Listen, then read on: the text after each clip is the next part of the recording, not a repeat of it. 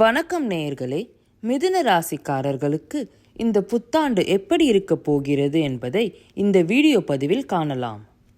இலகிய மனம் படைத்த மிதுன ராசிக்காரர்களே, இந்த ஆண்டின் தொடக்கத்தில் உங்கள் ராசிக்கு 11ஆம் இடத்தில் குரு பகவானும் 9ஆம் இடத்தில் சனி பகவான் மேலும் 10ஆம் இடத்தில் ராகுவும் 4இல் கேதுவும் சஞ்சரிக்கிறார்கள்.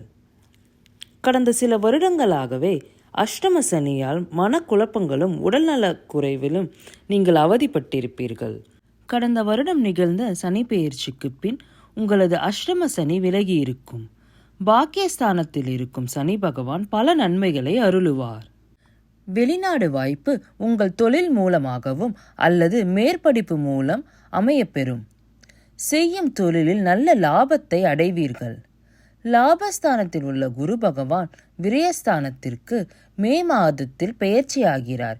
எனவே சுப செலவுகள் அதிகரிக்கும். புதிய வீடு வாகனம் வாங்குவீர்கள். பெண்கள் பொன் பொருள் சேர்ப்பீர்கள்.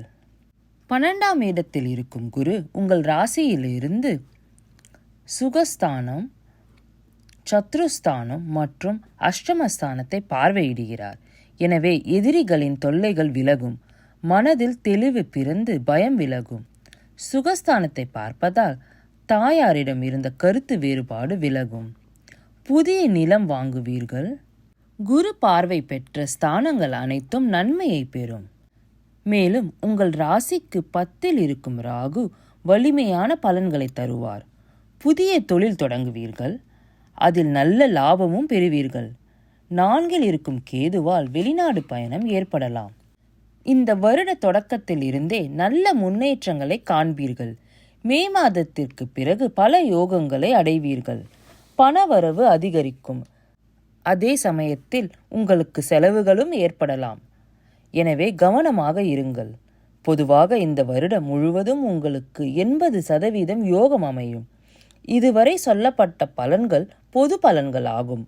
உங்கள் சுய ஜாதகத்தில் உங்கள் தசாபுத்திகள் பொறுத்து பலன்கள் சற்று மாறுபடலாம். கடவுளின் ஆசையை பெறுவதற்கு புண்ணிய ஸ்தலங்களுக்கு சென்று வழிபடுங்கள்.